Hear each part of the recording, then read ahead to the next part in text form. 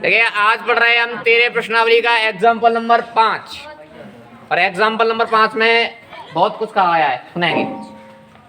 शांता किसी शेड में एक उद्योग चलाती है।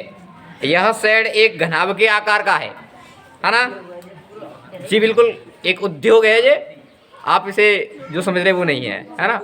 हाँ, ऊपर का शेड है, उद्योग चलाती है, उसके ऊपर का भाग है जी होगा। आप ये देखें, हाँ, शेड एक घनाभ के आकार का है जिस पर एक अर्धवेलन अध्यारोपित है। ये घनाभ के आकार का है और घनाभ के ऊपर एक अर्धवेलन, बेलन का आधा भाग है ना, इसके ऊपर अध्यारोपित है। अब आगे कहा गया यदि इस शेड के आधार की विमाएं 7 × 15 7 × 15 इसके आधार की विमाएं, घनाभ जो बेलन है ना उसके आधार की विमाएं 7 × 15। आगे कहा गया है तथा घनाभाकार भाग की ऊंचाई है वो 8 मीटर। घनाभाकार भाग की ऊंचाई 8 मीटर है तो शेड में समावित हो सकने वाले हवा का आयतन ज्ञात करना है। इसके अंदर कितनी हवा होगी इस बात का आकलन करना है, ये बात ज्ञात करनी है। फिर आगे कहा गया है पुनः यदि यह मान लें कि शेड में रखी मशीनरी 300 मीटर क्यूब स्थान घेरती है, यानी उसमें मशीन रखी हुई है तो मशीन वो कितना स्थान घेरती है 300 मीटर क्यूब, तथा शेड के अंदर श्रमिक 20 श्रमिक हैं और जिसमें से प्रत्येक श्रमिक 0.08 मीटर क्यूब के औसत से स्थान घेरता है, तब शेड में कितनी हवा होगी। देखिए जो मैं बात करूं इस शेड के अंदर कितनी हवा होगी, जितना इसका आयतन होगा। अब क्या कहा गया है कि इसके अंदर मशीन रखी गई है, तो मशीन रखी हुई है तो मशीन के स्थान से वायु क्या हो जाएगी, हट जाएगी, है ना? तो उसका क्या करना पड़ेगा, गढ़ाना पड़ेगा। और कुछ व्यक्ति खड़े हुए हैं, उन व्यक्तियों के स्थान पर जो हवा होगी वो व्यक्ति खड़े होने की वजह से हवा क्या होगी, वो बाहर निकल जाएगी। जैसे एक कमरे में हवा है और कमरे में आपने उठा के कुछ रखा तो उसका स्थान हवा का स्थान था, जो वस्तु घेर लेगी तो उतनी हवा क्या करना पड़ेगा, बाहर निकलेगी, वो तो अपने आप निकल जाएगी, तुम्हें निकालनी नहीं है। ऐसे ही कमरे में हम जाएंगे तो हमारे आयतन के बराबर हवा कमरे से क्या हो जाएगी, बाहर हो जाएगी, समझ रहे? जैसे पानी का कोई ड्रम भरा हुआ है, आप उसमें एक बाल्टी अंदर लगाएं तो कितना पानी बाहर निकलेगा, एक बाल्टी का आयतन होगा उतना पानी क्या होगा, बाहर निकल जाएगा, समझ रहे हो ना? तो ऐसे देखो पहले क्या करना होगा, इस शेड का आयतन ज्ञात करना होगा। तो देखो शेड का आयतन ज्ञात करेंगे तो घनाभाकार है, नीचे का कैसा है, घनाभाकार, तो घनाभ की विमाएं कितने की हैं, 15, 7 और 8 सही हो जाएंगी, है ना? जब मैं लिखूँ 8 मीटर, 7 मीटर और 15 मीटर, है ना? ये तो घनाभ की विमाएं होंगी। ऊपर है घनाभ के वो अर्धवेलन है, क्या है, अर्धवेलन। तो अर्धवेलन की ये क्या हो जाएगी, ऊंचाई, क्या हो जाएगी, ऊंचाई, जिसको क्या लगते हैं h, है ना? कितनी हो जाएगी, 15 मीटर, ठीक है।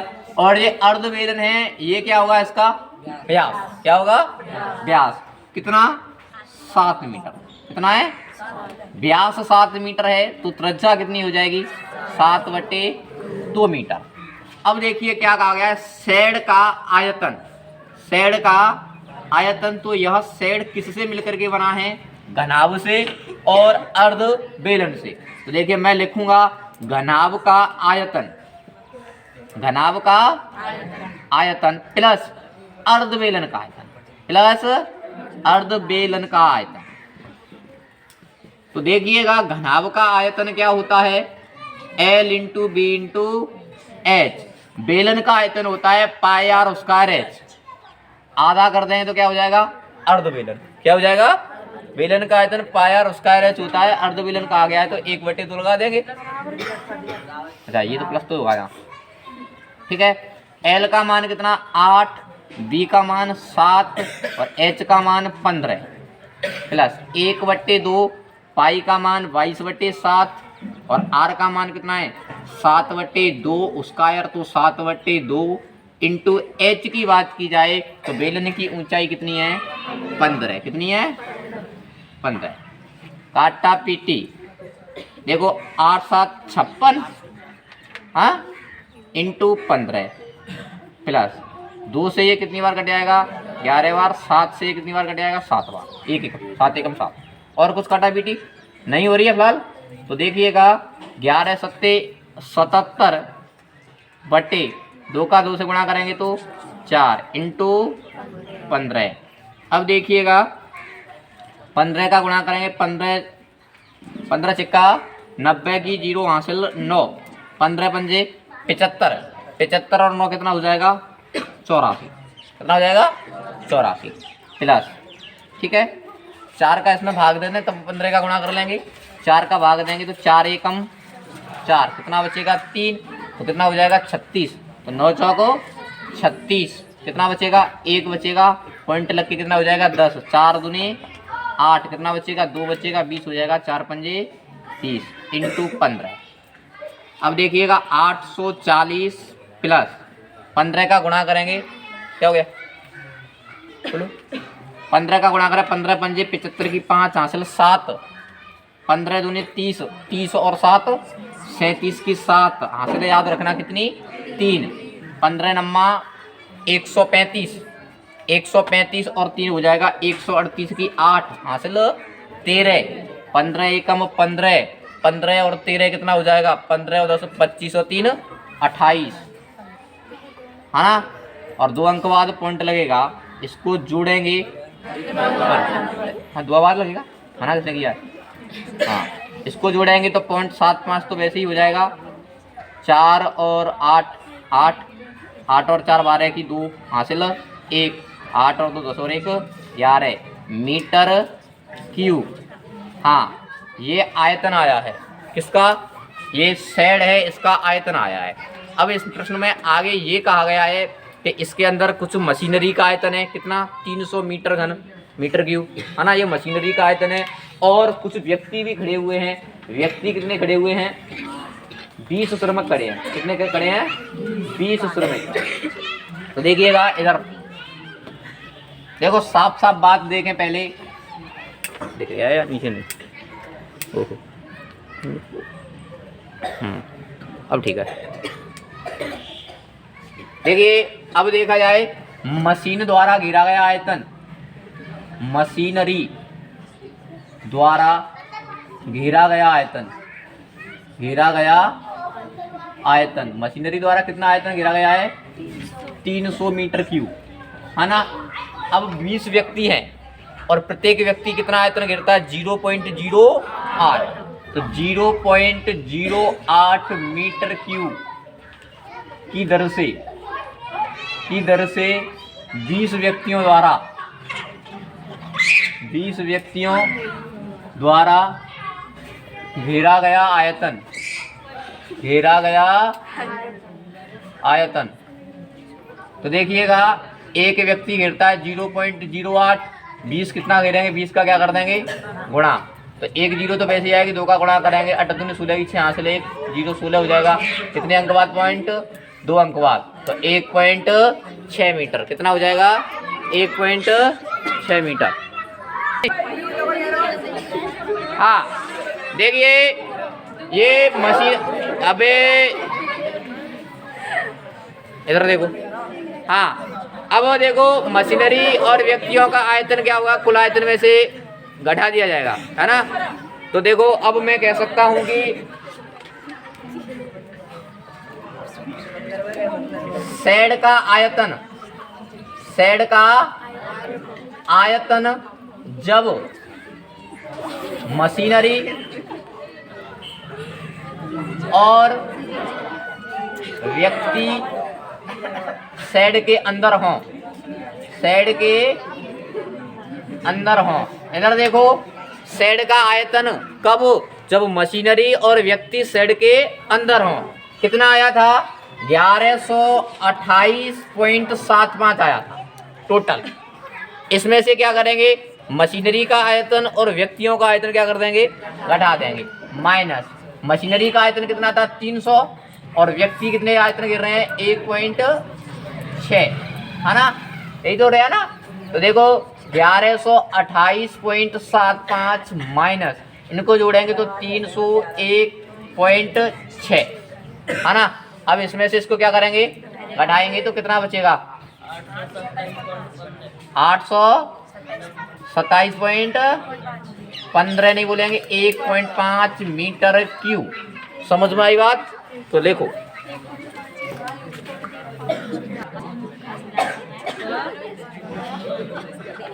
देखिए, अब एग्जाम्पल नंबर 6, आवाज नहीं करेंगे। एग्जाम्पल नंबर 6, एग्जाम्पल नंबर 6 में क्या कहा गया है कि एक जूस बेचने वाला अपने ग्राहकों को आकृति में दर्शाए गए गिलास में जूस देता है। शांत हो सकते हो। एक जूस वाला है कोई, तो गिलास कुछ इस प्रकार का है कि नीचे का तल है ना, तो ऊपर से अर्धगोले के आकार का उठा हुआ है। समझ में आ रही बात? गिलास इस प्रकार का है कि नीचे का जो तल है वो अर्धगोले के रूप में ऊपर उठा हुआ है। आगे क्या कहा गया है, बेलनाकार गिलास का आंतरिक व्यास 5 सेंटीमीटर था, परंतु गिलास के निचले आधार में एक उभरा हुआ अर्धगोला है, जिससे गिलास की धारता कम हो जाती है। यदि एक गिलास की ऊंचाई 10 सेंटीमीटर है तो गिलास की आभासी धारता तथा वास्तविक धारता ज्ञात कीजिए। धारता का अर्थ आयतन से होता है, धारता कही जाए या आयतन कहा जाए। धारता का अर्थ होता है कि उस गिलास के अंदर कितना वायु आ सकती है, या जूस की बात चल रही है तो उस गिलास के अंदर कितना जूस आ सकता है, ये क्या कहलाएगा, धारता। ठीक है, हाँ जी। इधर देखो, गिलास कुछ इस प्रकार का, गिलास की बनावट समझ में आई। गिलास का नीचे का तल है वो अर्धगोले के आकार का ऊपर उठा हुआ है, जिससे क्या होगा, ये इस स्थान पर जूस नहीं आएगा, है ना, गिलास जल्दी भर जाएगा। चालाकी खेल रहा है वो, हाँ देखने में बड़ा लगे। ठीक है, ये इसकी ऊंचाई हो जाएगी 10 सेंटीमीटर। अच्छा देखिए, जो बेलन का व्यास है वही अर्धगोले का व्यास होगा। बातें नहीं करोगे, कोई भी नहीं करेगा। हाँ, बातें तो ही कर सकते हैं, एक नहीं कर सकता, इतना तो मैं भी जानता हूँ। हाँ अकेले भी कर सकते हैं, तो अकेले कहते हैं उनको बातें करना नहीं, फिर तो बर्राए रहो है। ध्यान रखना, जैसे रात्रि में करते हैं। बेलन का व्यास बराबर अर्धगोले का व्यास। बेलन का व्यास बराबर अर्धगोले का व्यास कितना है, 5 सेंटीमीटर। तो फिर इसकी त्रिज्या कितनी हो जाएगी, 5/2 सेंटीमीटर। और बेलन की ऊंचाई के बारे में बताया गया कितना है, 10 सेंटीमीटर। अब देखिएगा, ये कहा गया है गिलास का वास्तविक धारता तथा आभासी धारता।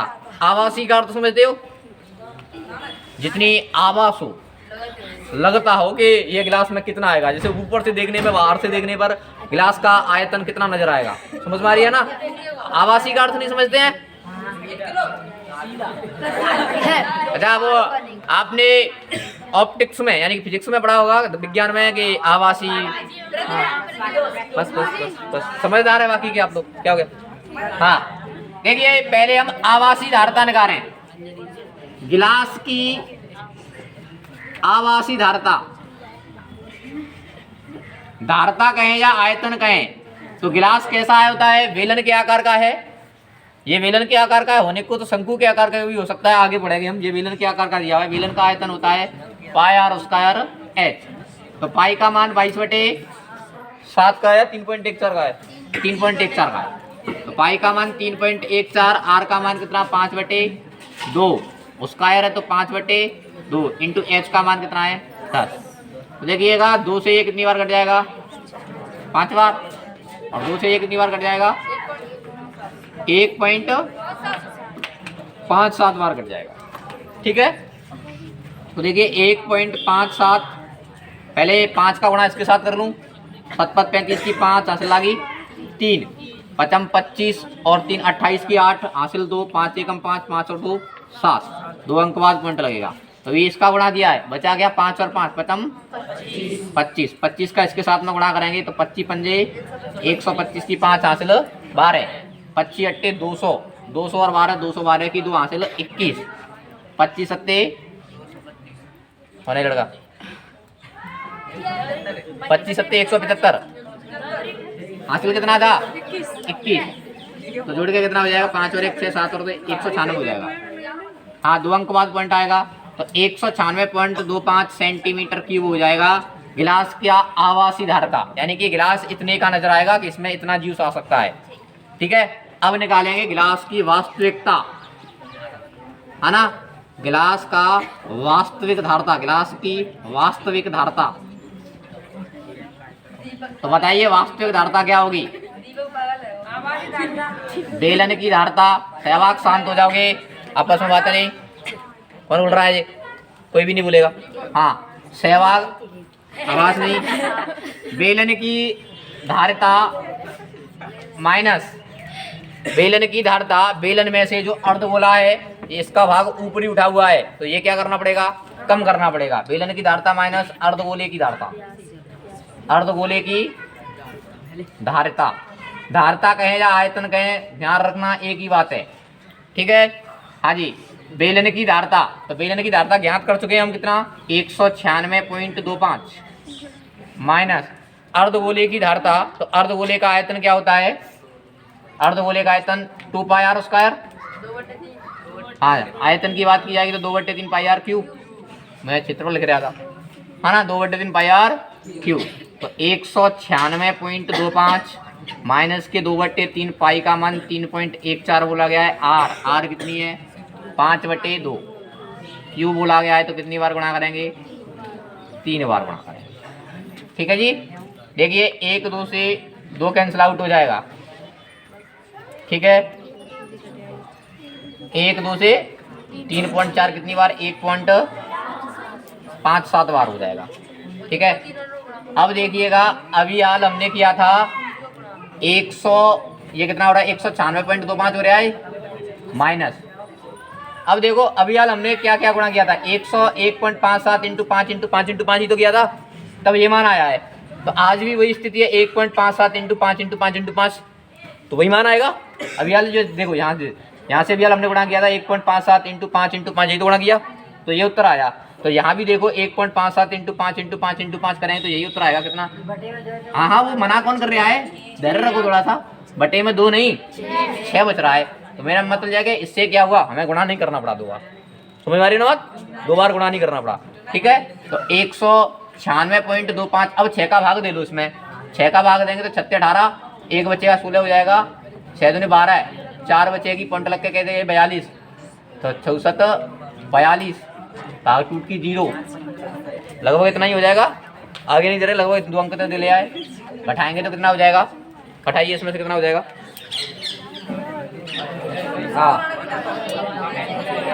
हाँ, ये आगे और तक आ रहा है ना, आगे तो 1 लिख लिया है, घटा के कितना बच रहा है ये बोलेंगे? 105.4 सेंटीमीटर। बात समझ में आई? नहीं, आयतन है तो क्यू में होगा, ध्यान रखना। उसमें लिखा रहने दो, कोई दिक्कत नहीं है, लेकिन आयतन है तो आयतन हमेशा क्यू में होता है, क्षेत्रफल आता है उसका में। लिखो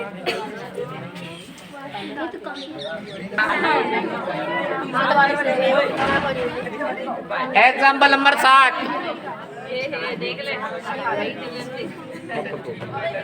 कर दो, कोई बात नहीं। हाँ, एग्जाम्पल नंबर 7 में कहा गया है कि एक ठोस खिलौना अर्धगोले के आकार का है। एक ठोस खिलौना है, वो अर्धगोले के आकार का है, जिस पर एक लंबवृत्तीय शंकु अध्यारोपित है। यानी जो आपको अंदर दिख रहा है ना, ये अर्धगोले के आकार का है, इसके ऊपर एक लंबवृत्तीय शंकु अध्यारोपित है। बेलन लंबवृत्तीय ही होता है, उस दिन समझाया। ठीक है, अब समझ में आ रहा ना? अच्छा, अभी समझ में आने के लिए कुछ बताया ही नहीं है, पहले नंबर 2। दूसरी बात गौर से सुनो, एक खिलौना है ना, जो ठोस है, नीचे से नीचे का सिरा है वो अर्धगोले के आकार का है, ऊपर इसके शंकु अध्यारोपित है, और इस शंकु की ऊंचाई 2 सेंटीमीटर बताई गई है, और आधार का व्यास है वो 4 सेंटीमीटर है। इस खिलौने का आयतन निर्धारित कीजिए। खिलौने का क्या ज्ञात करना है? आयतन। यदि एक लंबवृत्तीय बेलन इस खिलौने के परगत हो, परगत का अर्थ क्या होता है? चारों ओर, इसके चारों ओर क्या हो? एक लंबवृत्तीय बेलन हो, तो बेलन और खिलौने के आयतनों का अंतर ज्ञात कीजिए। बेलन है और खिलौना है, इसके आयतनों का अंतर, तो खिलौना का आयतन ज्ञात करेंगे और बेलन का आयतन ज्ञात करेंगे तब क्या करेंगे, अंतर ज्ञात करेंगे। तो देखिएगा यहाँ तीन आकृतियां दिख रही हैं, बेलन, शंकु, अर्धगोला। सभी की त्रिज्या कैसी होगी, समान, है ना। सभी की त्रिज्या समान हो तो मैं लिखूंगा क्या दिया हुआ है, त्रिज्या ही तो दिया कि व्यास दिया है हमें। बेलन का व्यास दिया है, हाँ देखो बेलन का व्यास बराबर अर्धगोले का व्यास बराबर शंकु का व्यास। सभी का व्यास एक है, कितना, 4 सेंटीमीटर। कितना, 4 सेंटीमीटर। तो त्रिज्या कितनी होगी फिर, 2 सेंटीमीटर। बात समझ में आई। सभी का व्यास है वो 4 सेंटीमीटर है, तो त्रिज्या कितनी होगी, 2 सेंटीमीटर। और हमसे कहा गया है कि शंकु की ऊंचाई है वो 2 सेंटीमीटर। शंकु की ऊंचाई बताई गई है कितनी, 2 सेंटीमीटर। अच्छा ध्यान रखना खिलौना किससे बना है, अर्धगोले से और शंकु से, ठीक है। तो पहले खिलौने का आयतन ज्ञात करेंगे। खिलौने का आयतन क्या होगा, अर्धगोले का आयतन प्लस शंकु का आयतन। अर्धगोले का आयतन प्लस शंकु का आयतन। तो देखिएगा इधर से देखेंगे, अर्धगोले का आयतन क्या होगा, 2/3 पाई आर क्यूब, और शंकु का आयतन 1/3, सॉरी ठीक है ना, 1/3 पाई आर स्क्वायर है, ठीक है। शंकु की ऊंचाई को h लिख लेंगे यहाँ। तो देखिएगा क्या कॉमन आ जाएगा, दोनों की त्रिज्या समान है, तो ऊपर से पाई आर स्क्वायर और नीचे क्या आ जाएगा, 3, ठीक है। क्या बचेगा यहाँ से 2, 3 आ गया, और क्या बचेगा यहाँ आर, पाई आर स्क्वायर 3 आ गया, यहाँ क्या बचेगा h। मान रखो पाई का मान क्या रखना है, 22/7 का 3.14, 3.14 बोला गया है, तो पाई की यहाँ पे 3.14, आर का मान कितना है 2, तो 2 × 2 कोष्टक शुरू, 2 × आर का मान 2 प्लस एच का मान भी कितना है 2, यहाँ बटे 3। बातें नहीं करेंगे। अब देखिएगा 2 का 2 से गुणा करेंगे तो 4 × 3.14, 3 से कट जाएगा ऊपर नहीं कट रही है, तो बटे 3 है ना। तो देखिए 2 का 2 से गुणा करोगे तो 4, 4 और 2 6, 4 का यहाँ गुणा करें और कितना होता है,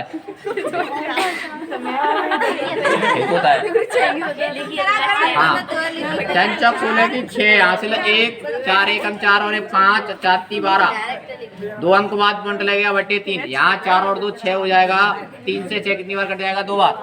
2 का यहाँ गुणा कर देंगे तो 6 दूनी 12 की, 2 हासिल 1, 5 दूनी 10, 10 और 1 11 की, 1 हासिल 11, सॉरी 1 2 4 और 1 5 और 2 एकम 2, 25.12 सेंटीमीटर क्यूब। ये किसका आयतन हो जाएगा, खिलौने का। किसका आ जाएगा। और आगे क्या कहा गया है कि खिलौने के परगत एक बेलन हो तो खिलौने के आयतनों का अंतर, बेलन और खिलौने। अब काय का आयतन ज्ञात करेंगे, बेलन का। देखिए इधर बेलन का आयतन, तो बेलन का आयतन क्या सूत्र होता है, पाई आर स्क्वायर एच। पाई का मान 3.14, आर का मान कितना है 2 × 2। याद रखना ये शंकु की ऊंचाई थी 2, बेलन की ऊंचाई कितनी होगी, कौन बताएगा। बेलन की ऊंचाई कितनी होगी, कैसे, क्योंकि यहाँ से यहाँ तक तो मान कितना था 2, और यहाँ से यहाँ तक क्या होगी त्रिज्या, काहे की अर्धगोले की। अर्धगोले की त्रिज्या भी 2 है, शंकु की ऊंचाई भी 2 है, तो पूरी बनके बेलन की ऊंचाई हो रही है वो कितनी हो जाएगी 4। तो मैं यहाँ लिखूं बेलन की ऊंचाई, बेलन की ऊंचाई 2। अच्छा इसको बड़ी वाली एच से रिप्रेजेंट करेंगे, ठीक है। 2 + 2 बराबर कितना हो जाएगा 4, इंटू आर की जगह पे 4, तो 4 दूने 8, 8 दूने 3.14 का गुणा कैसे करेंगे 16 से। हाँ आ जाओ गुणा करेंगे 16 दूने 25, 16 चौको 64 की 4, हासिल 6, 16 एकम 16, 16 और 6 22 की 2, हासिल 2, हासिल 2, और 16 की 48, 48 हो तो 50, 2 अंक बाद पॉइंट। तो अब क्या पूछा गया है हमसे? अंतर। क्या पूछा गया है? अंतर के लिए क्या करते हैं? बड़े में से छोटा घटा देंगे। ये 50.24 है, यहाँ में से घटाएंगे 25.12, तो कितना बचेगा? 25.12 सेंटीमीटर क्यूब। सॉरी, यहाँ क्यूब आएगा। हाँ जी, समझ में आई बात? अंतर पूछा है तो बड़े में से छोटा घटा देंगे, तो 50.24 में से 25 हाँ हो गया। देखो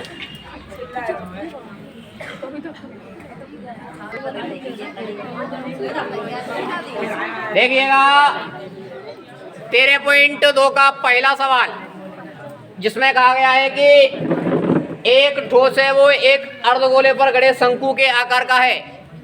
कोई ठोस है वो अर्धगोले पर एक शंकु खड़ा हुआ है, ऐसे आकार का है। अर्धगोले के ऊपर कौन है?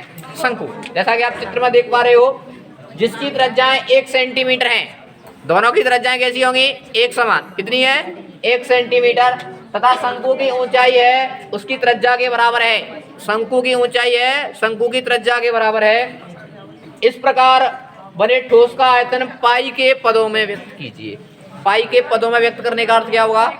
पाई का मान नहीं रखेंगे, है ना। इधर देखो,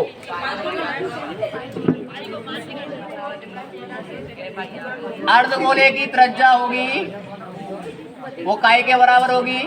शंकु की त्रिज्या के। शंकु की त्रिज्या के वो कितनी है? 1 सेंटीमीटर। बातें नहीं करेंगे, नहीं मन लग रहा है पढ़ने में।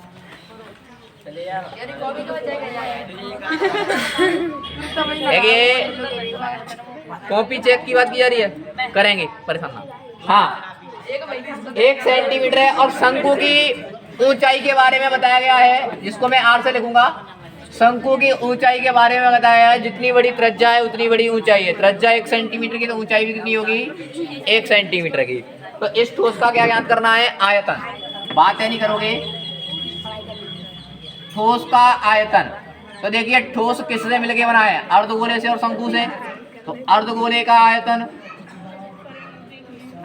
अर्धगोले का आयतन प्लस शंकु का आयतन। तो देखिएगा अर्धगोले का आयतन क्या होता है? 2/3 पाई आर क्यूब। शंकु का आयतन 1/3 पाई आर स्क्वायर एच। पाई का मान रखना नहीं है, सब कहा गया है। हाँ, क्या कॉमन आ जाएगा? पाई आर स्क्वायर, और क्या आ जाएगा? 3। क्या बचेगा? देखो 2r प्लस एच बचेगा। तो पाई का मान नहीं रखेंगे, पाई के स्थान में पाई आर का मान कितना है? 1, और 1 का वर्ग बटे 3। 2 इंटू आर की जगह पे 1 और एच की जगह पे भी 1। 1 का वर्ग 1 होगा, 1 का पाई से गुणा करेंगे तो पाई बटे 3। कोष्टक हटाएंगे, गुणा का चिन्ह, 2 एकम 2 और 1 3। अच्छा, ऐसा मत कर देना। कैसा कि 1 और 1 2, और 2 का 2 से गुणा करेंगे तो पहले गुणा हल करते हैं। 2 एकम 2, 2 और 1 3। 3 से 3 कैंसिल आउट हो जाएगा तो कितना आएगा? पाई सेंटीमीटर क्यूब, है ना। पाई के पदों में व्यक्त करने की बात कही थी। पाई के पदों में व्यक्त नहीं करता तो पाई का मान रख देते 3.1 का। देखो देखिएगा प्रश्न संख्या 2।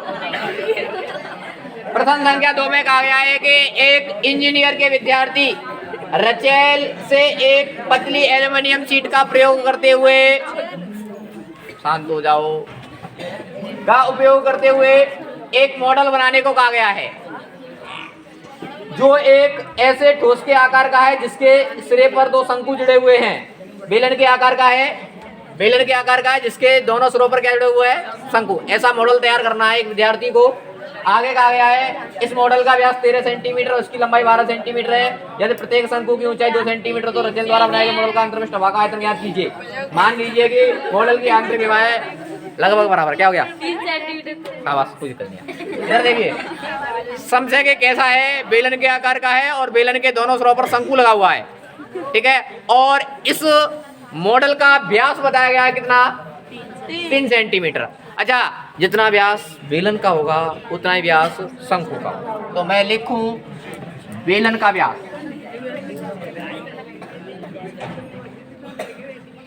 बराबर शंकु का व्यास,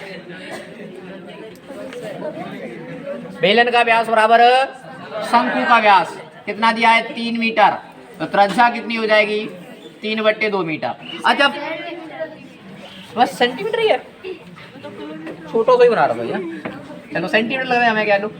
हाँ, इस पूरे मॉडल की लंबाई बताई गई है 12 सेंटीमीटर, पूरे मॉडल की लंबाई 12 सेंटीमीटर है ना, और जिसमें से शंकु की ऊंचाई के बारे में क्या बताया गया 2 सेंटीमीटर,